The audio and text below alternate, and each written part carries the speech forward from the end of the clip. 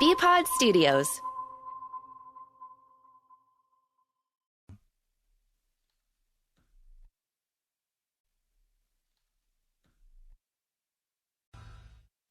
Get ready. It's time now for Zolak and Bertrand. Brought to you by BetMGM, the king of sportsbooks on 98.5 The Sports Hub.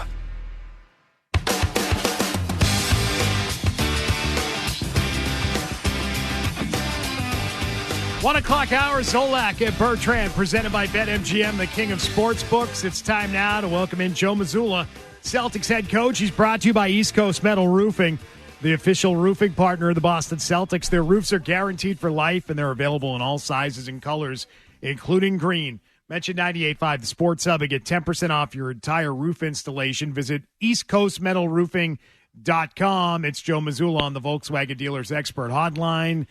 Joe, what happened earlier? We missed you. I know. That's on me. No, we good. You call back anytime, man. That's the way we roll, Joe. We got a 4-hour window, and we just get segments in when we need to. By the way, Joe, we have Michael Hawley with us today. He's on his 10-day contract right now. Mm-hmm. How you doing, Joe? So how many is this? How many 10 days you guys are giving out? Several. Front office is doing its thing right now. Yeah, Joe, when we get close to the end here, you're going to help pick it one way or the other. You might be the swing vote here. That'd be a great segment. All right. We'll do that. We'll do that more than basketball. Yeah. Hey, Joe, but before we get into the current status, last Friday night, the end of that game against Denver. I want to go back to that real quick. Would you do anything different at the end of that game?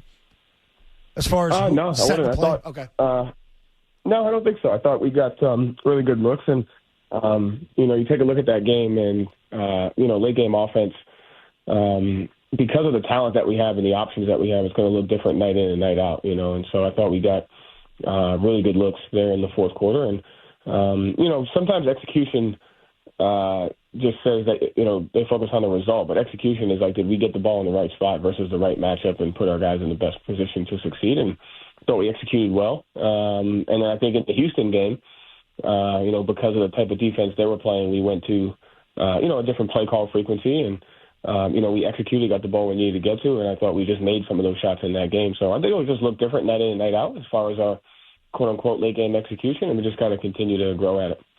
What happened in the second half with Kristaps Porzingis? He was so productive in the first half of that game, and then he sort of faded in the second half. In your mind, why was that?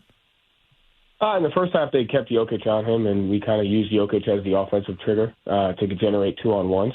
And they switched the matchup, and then we switched Porzingis' sub-pattern to play versus some of the smaller units, and then they moved Jokic's matchup around. I think when you're playing against that team, using Jokic as a trigger to create 2-on-1s, we were generating really, really good looks on that, and we kind of just stuck with that. I mean, it's a game in January, Joe, so you don't want to go too crazy, but as the defending NBA champions, did you get a sense that your guys were a little more locked in for the game, or even the Nuggets taking on the Celtics? You don't see them that much. Did you sense a different energy for that game?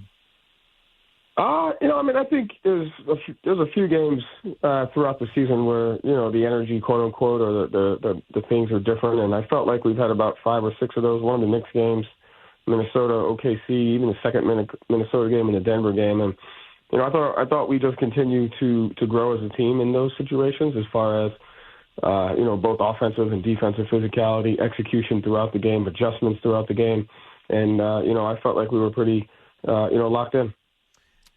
Another situation has unfolded in the conference this week. Mike Budenholzer was fired in Milwaukee after the season last year, just a couple of years removed from winning a title, and then at 30-13. They fired their coach again. Is that a reminder of how ruthless the league can be and how the coaching profession can be difficult to sort of keep your job in? It's definitely a trigger for perspective. I think just kind of understanding that what we stepped into, the job that we have, is difficult. There's high expectations, there's high standards. But to me, I take a look at it, and regardless of the situation, the coaching profession is hard. It's a tough situation. But in the last 48 hours since that's happened, I've kind of looked at it from a different perspective and been more grateful I've talked about this before, just the alignment that the Celtics have between ownership, between front office, between coaches, between players. Things aren't always perfect. We obviously haven't achieved what the ultimate goal of winning a championship, but we do have ultimate alignment where there's communication and the standard and the expectations are the same. So that's something to really focus on, in my opinion, and grateful to have that. Joe, I know Beto brought up the situation with the Bucks, even Miami with Lowry and Rozier. Like, moves are being made within your conference, teams that sort of look at you as maybe being hunted. I think Gary Washburn asked you this question the other night, and I liked your answer, that you haven't won anything yet, and you don't understand why you're the hunted. But there's got to be an awareness, though, that seems like teams are adjusting to get ready for you guys. Yeah, I mean, I think they're adjusting just to try to get better, right? I think what I said yesterday is true. We can't have this entitlement that, like, we've got it all figured out and people are looking at going after us. We're not necessarily chasing after anybody. We're chasing after playing our best basketball for long, long stretches at a time. And we just have to play with that healthy balance. Like, we know we're a really good team, but we also know that we could lose at any time, and we know that the matchups are going to be extremely difficult each and every night. So I think it's more just kind of maintaining that balance. All right, Joe, I'm going to ask you this question. I'm not trying to get you fined, so I'm going to tread lightly here. That's usually that's never a good thing how that starts. How about that? Let's start to a question. But I was intrigued. I guess the other day I saw the last 2-minute report between, I think it was the Timberwolves and the Hornets. There were 10 missed calls in the last 2-minute report, and then pair that with Chauncey Billups was trying to call a timeout in the Blazers game. Was not granted a timeout. He tried to step on the court. He was thrown out instead. And the official Bill Kennedy told the pool reporter, hey, we didn't hear him. And so I know it can be very frustrating when you see these things and you know you're right in the moment, but you can't do anything about it. How do you approach officials during games? Is this hey, kill them with kindness, use first names, joke around with them? How do you approach them? Because I know that could go the other way pretty quickly. I think every ref, every relationship, is different. So I think it's just kind of, at the end of the day, whether it could be really frustrating or not, I'm just understanding who they are, kind of what they're about, and just building that relationship with them. And so I think you kind of just go into each relationship with them a little bit differently. Some guys, you just can't. Hey, I can't push this guy because he's going to tee me up if I even say hello too strongly. Yeah. I mean, you just got to know your audience. There are guys that I'll have a little bit more leeway. There are guys you could bust balls with. There are guys that don't take any crap. And so I think it's just kind of being aware of your environment and just kind of adjusting accordingly. I was going to say, you must have a favorite. You must have a guy that when you see him, like, oh, I like having him on our game. Yeah. Right? Yeah, we were like that. Yeah. It's not necessarily a fit. I like different guys for different reasons, but I definitely like the group of guys that let you, kind of bust them up a little bit. You chop it up with them. I tell you what, I think it was last week, I had 2 really good interactions with the referees, which is something you don't hear about all the time. I think it was there was a home game, maybe San Antonio or the one before that, but they missed a call and then follow it up with an and one. I think they called it on Luke Cornett, and he comes down the other end, and I kind of give him a little crap for it, and you know what he said? He's like, hey, you know what? You're right. I messed up, and not only did I mess up, but that was a bull crap and one that I called too. And I was just like, I just started laughing. I was like, man, I just sat back down. I mean, I could say to it. And there was another game at Toronto where one of the guys, the game wasn't going in our favor, so to speak. And, this was a funny one. He actually thanked me for my professionalism. And I said, hey, I've never been thanked for that before. And so, you don't hear about those. Obviously, you hear a ton about just referees in general, but you don't hear about some of the positive interactions that you have. So I think it's important to highlight a couple of those ones. Without naming names, and when you first started this gig, do you have to look twice? Give a guy a look twice because, man, this guy's breaking my balls. One of the vested referees, maybe not giving you the time of day. Did it feel like that at all with some guys? I mean, I did get ejected in my 4th game as an interim head coach. Oh, you got a hot whip, Joe. We all know that.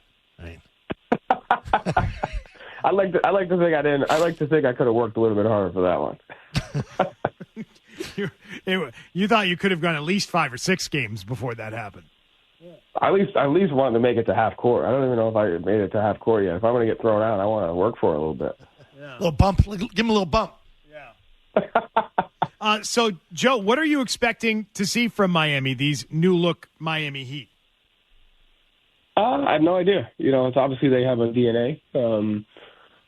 Whether it's their switching, whether it's their aggressive defense, whether it's their zone, obviously offensively they have a couple of different combinations, whether it's hero pick and rolls, whether it's Butler isolations, Adebayo, their off-ball stuff to get Robinson going. They have a couple of different DNAs that they could play on both sides of the ball. So more just kind of looking forward to our guys. I think, on this trip we've done a good job of winning when we haven't played well, kind of a little bit of the Houston game, and then a pretty complete game there against Dallas. So just trying to maintain that level of open-mindedness. I play really good, but understand there's areas we can get better at. You're looking forward to a 7-game home stretch after this game tonight?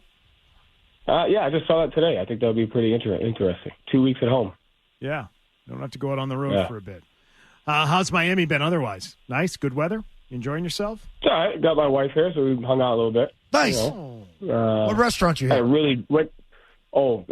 Chateau ZZ's. It's a little like Mexican place. Oh, really good. Really good. You got to try it out. Come out here. These are your recommendations, or your wife says, "Oh, this is where we're going."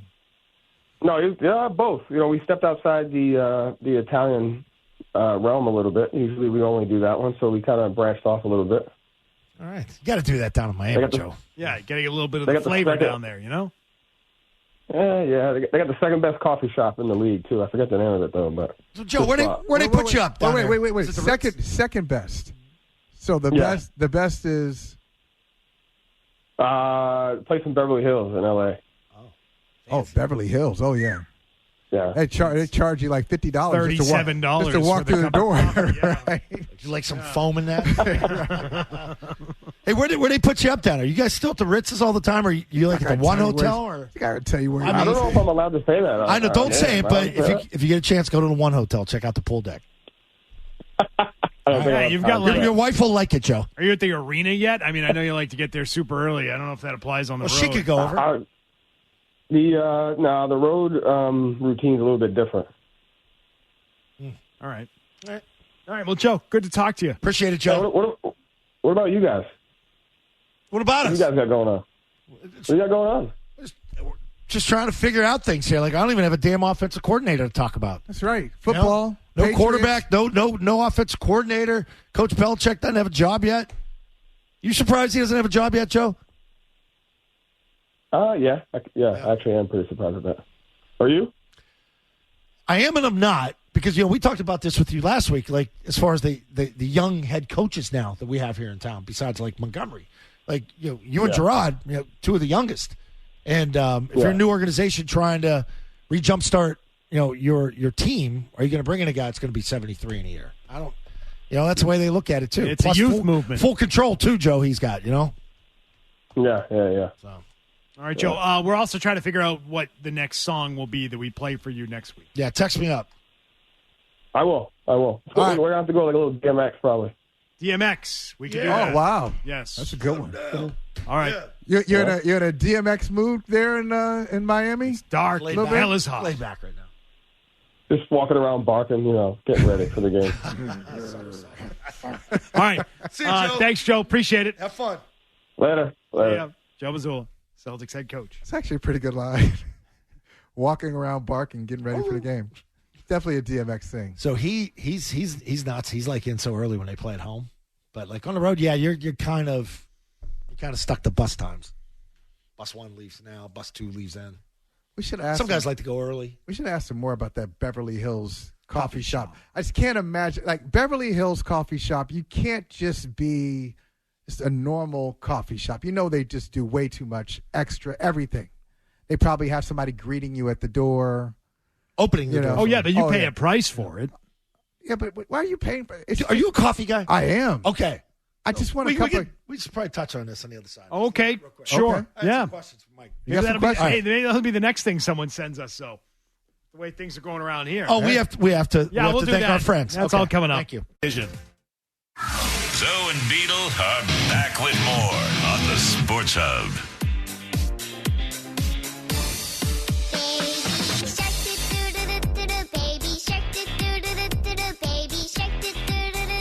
Baby shark,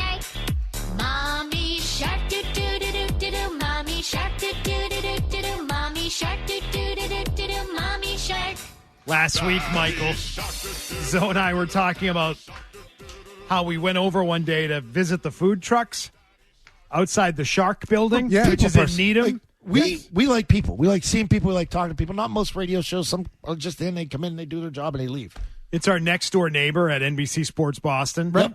We share a parking lot with them. So why not? Why not go over and have a conversation? But this was over a year ago now. Right. It was before we even moved into our new studios Nice here in people. Waltham. Real nice people. And we said the only thing we didn't get over there was a vacuum. So no one gave us a vacuum. It was I was looking for a blender, actually. Look at this. So I was looking for a blender. But they had their vacuums out there. They had like rugs and they had food tents and like we went over. We ate hot dogs. And then the guy who was it? So here's the deal. Rob McLeod, who listens to us every day, his Thanks, wife Rob. Kara works at Shark, and he was like, hey, did you guys know your neighbors talked about you on the air? And they said, no, why? What's going on? And then they heard the segment, and his wife Kara is like, oh yeah, no, with Shark people love Zolak and Bertrand and 98.5 The Sports Hub and our neighbors at NBC Sports Boston. Wow. And they just shipped us vacuums. And we got dogs with dog hair like everywhere. Like, Yeah. we need help. Yeah. Yep. Tell me about it. 3 of them. I got 3 of them. And Mark Barrakas is their CEO, and he's a big fan, I hear. Mark, big fan of you now. big fan of you. I told him, we said we bought all their products. I got the air fryer, the blender, the vacuums. So now that you have the vacuums, I got more vacuums now. you got more vacuums. I love it. Oh, the air fryer is great. Are you the vacuum guy now? Are you going to go home and just vacuum? Now, you and I have talked about this. Right. You have dogs. I do. Oh, I have a do. dog. So I don't know if you know about this. He's got a dog problem. Dog What problem. kind of dog you have? Dog. I mean, Three dogs. dogs. Multiple. First of all, 3 multiple. dogs. This is 3 why he dogs. has a dog. Where's the He doesn't poo have go? a They're dog. pugs. He's got. Oh, you got pugs. And Pugs. it's become an obsession. They just keep showing up and Yes. multiplying at his house. Yes, they do. See, we got a Frenchie too, and they said you need more than one Frenchie, and I'm not buying it. I'm not falling for this. And they like people, but not initially. So anytime anybody Oh, they go knocks nuts. on the door, just Air go crazy. purifier. This is to suck all that pet dander out of the all air. that. All Mine, that. mine yeah. attacks these things too, so this is good to have this nice backup. Vacuums. Lead contender, right? But Zoe's looking for a blender. He needs the blender. You Looking need for the a blender? You're going to make I have it. I have the blender. There's one. Or one of them. It's like There's a bullet one blender. There's one that they make, and I think it's the Ninja one, right? And yeah, it's an individual cup is the It one that has- you get. You got to get the right. Yeah, that's the individual cup one. Yeah, I have that one. I'm looking for the type of one that they have at the chart room down in Cape Cod, and it pulverizes the ice to the point where your mudslide or your strawberry there it is. mudslide just Wow. Oh, goes yeah. down, and you're not biting ice bits. There you go. All right, so that was one thing last week. It's, you know, Also, we were talking one, like a movie square memorabilia and TV show memorabilia. yeah.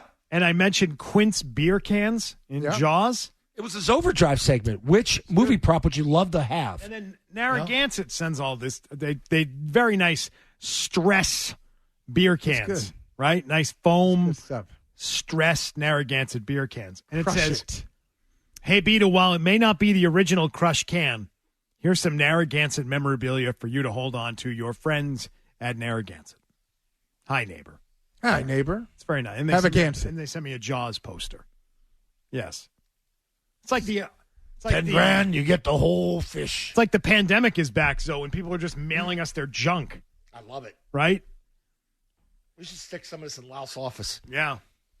So that's starting again. So coffee should be the next thing we get. Coffee. Yeah, So we've so had it you are- happen what once before. That separates was a a great- pandemic mail-in item. You know, the nice thing about, like, when we travel a little bit, we stay at Tonic. some of the nice hotels have that individual French press Yeah. in some of the restaurants, the nice ones. And I sort of went down that avenue where, boy, that nothing tastes better than that. So you like that? You're a French press Creative kinda- stir, long. You get the long spoon. Beto has one of these spoons at home. You pour it, and it swivels, so you could pour the things that go into it, so it doesn't really foam up. See, they have that on Rodeo Drive at that Beverly Hills what do you coffee pay shop. for a cup of coffee there, though? That's what I'm saying. It's not worth it to me. So Right. what I like, that coffee, I like black coffee. Okay. But I've been told that it's not quite black coffee because I might throw a couple of Splenda in there. See, they That say- doesn't change that it's that's black coffee. that's what I say. Exactly. Yeah. But black coffee for the purists is you don't do anything. You just pour a cup of coffee. You don't need cream. You don't need sugar. You don't need any kind of additive. It's just the coffee. Now, I think it's pretty close. It's just, I want a dark roast. I don't like medium roast. It's got to be dark roast coffee with a couple of Splenda, and I'm good. See, I'm like dark roast. So I can't imagine Splenda paying more and than just that, shot of cream. Just going to little Beverly Hills, even for the experience, and say I saw some random Kardashian paying $26 for a cup of coffee. Yeah, I can't imagine. My sister lives in Arlington Heights in Chicago. When we visited her, we went to this like whimsical place she has down the street. It's on a corner, but they also do like modern cocktails. But it's got a chandelier in there and couches, so it's more of like it's a hangout place, but it's high end coffee. That's the famous. That's the fancy part. Yeah, Arlington. Yeah, Arlington Heights. Yeah, Jimmy Garoppolo's neighborhood. Yeah, it's where the new stadium's going. I was going to say, aren't they trying to move? Yep. There's a racetrack there. Yeah. Nice area. Real nice. The Chicago Bears not playing in Chicago and probably in a dome. I don't think it's going to be. I think it's going to be outdoor. It's outdoor? Okay. Yeah. They got a massive park there, racetrack. They're going to put it there. They have space. The dome idea was so they could use it for multiple things, right? If you have a dome, you can attract the Final Four. Concerts. If you have a dome, that's year-round that's why the idea out of the gate was to build a dome for concerts, for the Final Four, for all that stuff. And just by the way, for people, you hear some of these famous names, famous arenas, and you think, I'd like to go there one day. Pass on Soldier Field. It is terrible. No parking. But it's just like it's nothing. Well, Soldier now, Field, especially now after all the renovations, what was that, 10 or 15 years ago? They ruined it. Yeah, and it wasn't great before then. It's kind of a dump. Because I saw it before then. It's cool to see outside. Yeah, I mean, it's just. But once you see it, the outside, you're like, okay, we're good. Yeah, nothing. Yeah. There are few arenas or stadiums that really live up to any sort of hype anymore. It's the really old ones: Fenway, Wrigley, and what else? Candlestick used to be that. Candlestick Park used to have that lure. Yeah, I'm trying to think of how about arenas. It's amazing. Like RFK still standing. Like hockey, basketball. Even MSG is not. No, MSG does it for me. It does. Yes, it's got great sight lines. Yeah, I like the intimacy of it, but it's not. It doesn't. Oh, it's old. I like it. It doesn't have an old feel to it anymore, though. It's so I smell that burnt popcorn. It's so updated. What it looks like now compared to what it looked like 20 years ago, it is a completely different building. It just isn't the same place. If you went 20 years ago, it felt old and crummy and was cool. I'll tell you it's not anymore. I like MSG. I'll tell you another one, a good one. Arrowhead. Yeah. Arrowhead is like one of the oldest. I think is it the oldest stadium? And it's tight to the field. You're right on in football the now. team. Yeah. Think about that. I think it's the oldest one. That and the old Mile High were cool. Oh yeah, Mile High Stadium too. But Arrowhead is great. Really loud. Great sight lines. Opened in 1972. So is that the oldest one? Or maybe there's one more. Well, if we're counting Buffalo. Soldier Field. What about Buffalo? That's an old one. Ooh. Highmark. You see the new stadium they're building there. Jesus. Oh, we're forgetting one in the NFL. Who? Green Bay. Oh, my God. Lambeau is, all right. Yeah. is special. They've even that's improved it so that's much, the special one in the NFL. Yeah. How do we forget that? That was a massive oversight. Bad on our part. Really bad. Very bad. Horrible. That's like let's all fire ourselves. I was going to say that's going to church though. Just awful. It's a unforgivable. Let's get out of here. Unforgivable. Let the equipment cool down. We'll see you tomorrow. On that note, no, we're not allowed. Really? No, we can't do it. No. All right. We'll do the headlines instead. We'll come back. Do some headlines. Yeah, we can do that right now. This is the show that keeps Boston sports fans working. Yeah, I'm a sexual freak. Zolak and Bertrand. That's stuff we do. On the Sports Hub.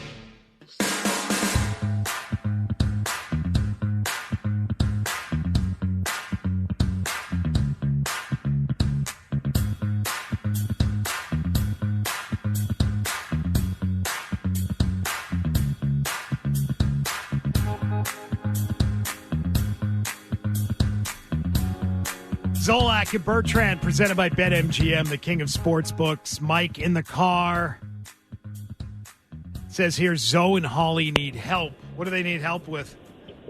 Good afternoon, boys. Awesome show as always. Thank you for taking my call.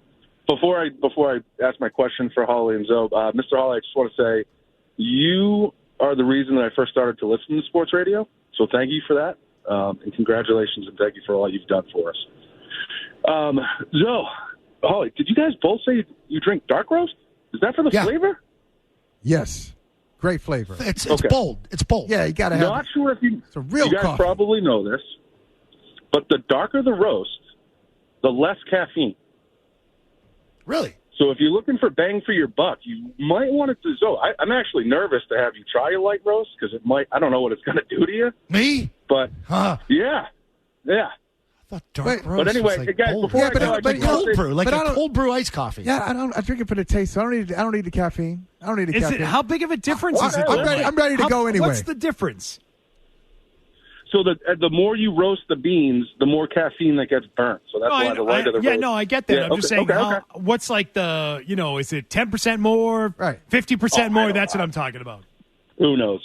But, hey, guys, before I go, I just want to say one more thing. I want to thank you guys for being so nice to my dad, John, from Auburn, when he calls. He really loves you guys, and he listens every day. He's probably listening now. So I just want to give a quick shout-out to – yeah, he loves you guys. He listens and watches every day. So thanks for being so nice to John from Auburn. I appreciate you guys. All right, Mike. Thanks. Appreciate it. Yeah, I don't mind that. What are you doing there? I'm just making a What cup the of soup. hell is that? It's a cup of soup from our Christmas mousse. So we had the golden hour here. These are the things. We're out of cups. If you were to bring these things up every show, we'd spend an entire show doing this. I could do 4 hours instead on of just this doing the cup. show. Yeah. So T-Bone and I and Hardy over the years, we just look and just go, I just don't know move what that on. is. So we run out of cups here often at the place. So there's no cups in there. So you have to improvise. So I have our the golden hour when we had the golden what do you call it? The Hood Golden Eggnog Hour. Yeah, eggnog. Eggnog. We drank eggnog during Christmas, during the break there. And we had a big sponsor in Hood that sponsored it, and we had a pretty good golden hour at the end of every show.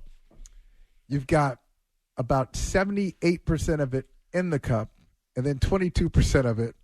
Oh, On the I'll counter. lick the rest of that off. Oh, okay. Yeah. All right. Saving that for takeaways. Beal's not shocked by this. No. No, This is standard, man. It's just run It's of the actually mill. behaving. it's just normal for you. It's like, oh yeah, I've been behaved quite well today. Mike in the truck. Hey, Mike. Hey guys, big fan. I just wanted to ask, so Mac Jones to the Steelers, would that be a possibility? Because, I mean, Mike Tomlin's looking for another guy to bring in to compete with Kenny Pickett. What would Mac Jones accrue? Would he accrue like a 5th round, a 6th round, 7th round? I just want to get you guys' take on that. Isn't that kind of the same guy? I think Pickett's arm's even stronger. I was going to say Mac Jones is already on the Steelers. He's already there. I mean, if Mike Tomlin, San Fran, back up. San Fran, back up. They've got a collection of like a stable of mediocre quarterbacks already in Pittsburgh. They got a bunch of They them. want to separate from that bunch. Yeah, all of them. They finally Trubisky and Rudolph and Kenny Pickett, and you add Mac Jones. But Mike, you do bring up a great question. I wondered this myself. I should have asked Bert when he was here. You have to move on from Mac Jones. We know that. Like Mac Jones can't come back here. It's just you can. He needs a fresh start. Whoever's fault it is, whoever not. And it's a no fault divorce. I'm not blaming anybody. But the problem is, you try to figure out what is Mac Jones worth on the open market. So if you're moving on from Mac, and somebody says to you, "I'll give you a 6th rounder," are you saying, "Oh, come on, let's be serious"? Do you hold out for a better deal, or is Mac Jones at that point in his career where a 6th rounder looks pretty good for you? It's the difference between 5th and 6th, I would probably say I'd move him. I'd be hopeful for a 4th, but hoping. 4th is high, I think. A 4th and is I high. think 4th is the perfect. If you get But like it's- San Fran, call San Fran. You get a great relationship with them in the offseason. That seems like that's an offense that's built for him. Put him out there with Purdy. Be a good start for him. Get him with a good coach out there. And it's not necessarily with Mac. Is it the skill set? When you look at him, you say, "I just don't like the way he plays," or is it the attitude? Like the bigger problem that he just doesn't have the strongest arm, and you don't think he can do everything you need a quarterback to do, or is it his attitude? Well, the problem is when your attitude's not great, or you complain a little bit, and your overall athletic ability isn't pretty much on par with top 10 in the league, it becomes an issue. Can we all agree that he has problems with both? Yeah. Right. We're starting with that basis in this conversation. Fair, right. Okay. You can get by with the not so great attitude if you've got great ability. And so his bigger problem is his physical abilities leave him short. Dan Marino could complain at everybody. And He was did. Dan But he's Dan Marino. Yeah. So you're fine. And he was Dan Marino just complaining on the field to his wide receivers. I don't remember any Shula Marino, or Shula calling out the offensive coordinator. I don't remember that. It was just like Marino. Anytime a receiver didn't come up with it, it was always the receiver's fault, not his fault. Right. But they played for him. And he did. They played. They went hard for him Because he was great. He was great off the field, and he knew how to handle those guys. Yep. Josh is in Nashua. Hey, Josh. Hey, Beatles, Michael Hawley. Hawley, I respect you so much as a journalist, man. To get to the Patriots, I originally wanted to take Marvin Harrison. Well, not me, but the Patriots. But I would definitely go with Jaden Daniels at this point. I really don't trust Drake May, given that he played at UNC. I don't think the competition is as good, and they definitely just got to take the quarterback. Well, you know what, Josh? This is what I would do. We were talking about Mac. Can I cut you off for a minute? Yeah, go ahead. Yeah, cut me off. Please do. I think we've got a breaking news. Oh, good. This is breaking sports news. Powered by Valvoline Instant Oil Change. On 98.5, the Sports Hub. A Patriot has been arrested. This story coming out of Baton Rouge, Louisiana. Former LSU football player Kayshon Boutte has been arrested on charges related to illegal online gaming. You got to be kidding me. Some of the alleged illegal gaming took place while he was an LSU player, investigators allege. A source familiar with the case told Channel 9 in Louisiana, that's WAFB 9 in Louisiana, that Boutte never bet against himself. Oh, that's good. And that his actions in LSU games. In other words, he is not accused of throwing a game. But the charges would seem to indicate that he was gambling on games that he may have been involved in. Boutte turned himself in on charges of computer fraud, a felony, and a misdemeanor count of gaming prohibited for persons under 21. Arrangements were made for him to be booked. He posted a $6,000 bond and was immediately released from the East Baton Rouge Parish Prison. This is at LSU. Yes. So this had nothing to do with the first game of the season when he couldn't get that second foot down. Oh, that's terrible. Oh, it's bad. We're sure. All LSU, nothing with Foxborough, nothing in September against the Eagles. Okay, I got it. Well, they scare the hell out of you here with the gambling comments. Yeah, you can't go near it. You can't look at it. You can't even be on the casino floor. He was, and it's not. And now in the NFL, it's not just. And they're in bed with casinos. That's right. It's not just NFL either. You can't gamble on anything. You just can't gamble. Not even other sports. Yeah. But he's had some. He's had some issues. He is accused of illegally gambling. He was under 21 and created an online account that was fake, using that fraudulent account to place thousands of different bets, including some on LSU football. The wagers and payouts involved several $100,000. Oh, my God. Said one source familiar with the case. Several $100,000. We got a problem here. Several $100,000. Jesus. So he was betting.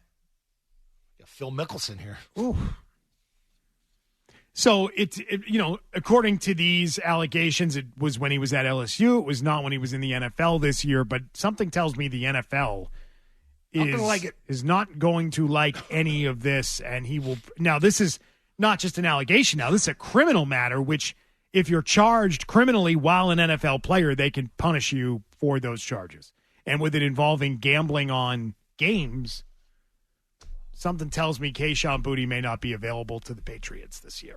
We'll see where it goes, but I would say a suspension. I wouldn't count on him. Suspension would probably be likely in a case like this. Wow. All right, Coach Mayo, this is where it starts, right? We said it last week, right? Where the inexperience is. Yeah. The inexperience is you haven't had those phone calls come in at 2 a.m. yet where you have a player who's, had an issue or gotten in trouble or, whatever it might be. Man. Here it is. Because there will always be that. There'll always be that issue. Something's going to come every up. month. Every month something will come up. Yep. From the players, one of your coaches, somebody else in the building. Like, always something is going to come up. We had two quarterbacks that went stage diving on a Thursday night before an NFL game. Like, that stuff happens. Oh, I remember. Yeah. Happens. What was that group? Everclear? Everclear. Yeah. It's a good group. Saw them at the Paradise. Haven't been back since, but yeah, that was a controversial show. A little bit. Yeah. Was that Drew and was it Max Lane too? Max, yeah. Joe Burke. Yeah. Rucci. Yeah. They didn't jump. We jumped. Told them don't play this song. They played it. Got it. Yeah, don't play one of your top 2 or 3 hits at your concert that you just sold out. Yeah, don't do that. The place was going nuts, and then when they played this, everybody went crazy. Roof came off. Yeah. And that was that year 2 of Pete Carroll or year 3? 2. Year 2. I was there for 3. Yeah. So they started to. That's when it started. So we ran it. Yep. That's Bill's gone. That's right. That's what happens. You get excited about that new coach because the other guy was a little too player friendly, too structured. Yeah. Player friendly rarely works. Let's get to today's takeaways. We need to help out our producers. T-Bone and Milliken need our help. I'll explain next. Now, look at all this suit. Zolak and Bertrand on 98.5 The Sports Hub. It's time to take. That's not a hot take. End of the day. Hot takes from the day. Today's takeaways with Zolak and Bertrand on 98.5 The Sports Hub.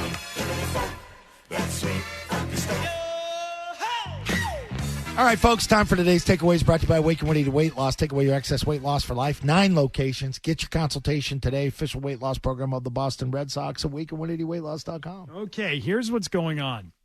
What's the problem back here?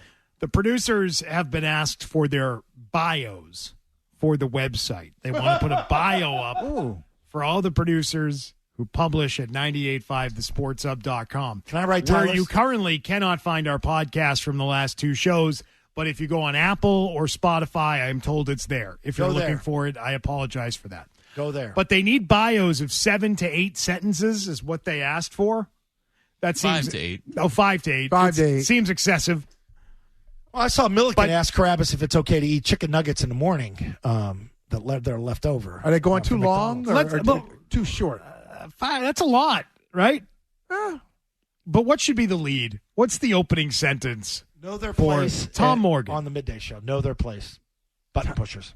Tom, oh, wow. How do you describe Tom Morgan in a sentence? Yeah, exactly. How does he describe himself? Steady, quiet. Does he call himself Tom, or do you go get aggressive and go T-Bone? Like, first reference, T-Bone. I think neck. Thomas. Tom T-Bone Morgan. Tom T-Bone I like Morgan. that. I like that. Thomas Edward T-Bone Morgan. That's a little wordy. Yeah. Well, I need 5 sentences. You may have to take the Edward out.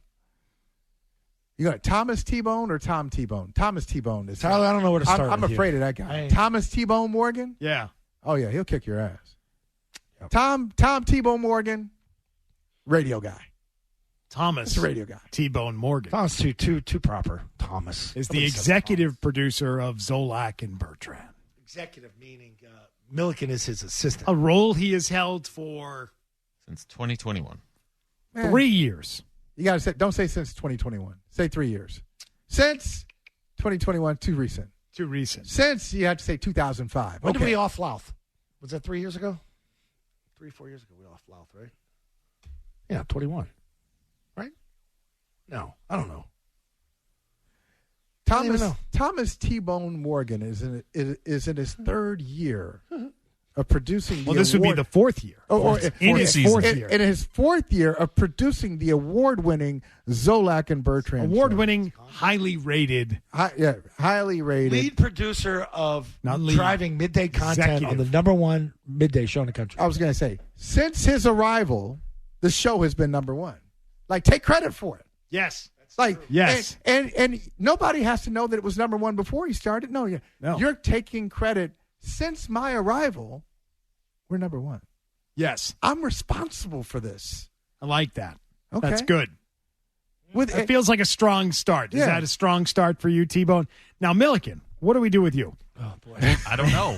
I want to win the people over, though. I want them to read it and be like, this is a likable guy. This is someone I want to be friends with. Don't mention war. Don't mention OBP. Don't mention split stats. None of that. That's all my page is. That's the only things under my name. You just said you want people to love you. Milliken, what's the most likable thing about you, in your opinion? That's not good. I don't know.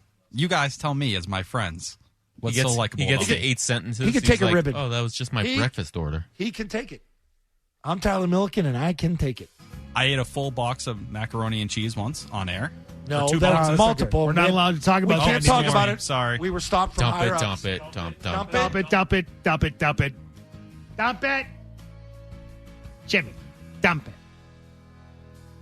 We'll maybe pick that up tomorrow and figure that out for him. I have to redo that tomorrow. Yeah. Thank you, guys. We're going to have to sleep on that. A little brainstorming Let it on that marinate. one. Yeah. We'll help you out with it, though. We'll get there. Felger Maz coming your way next on the Sports Hub. Have a great afternoon.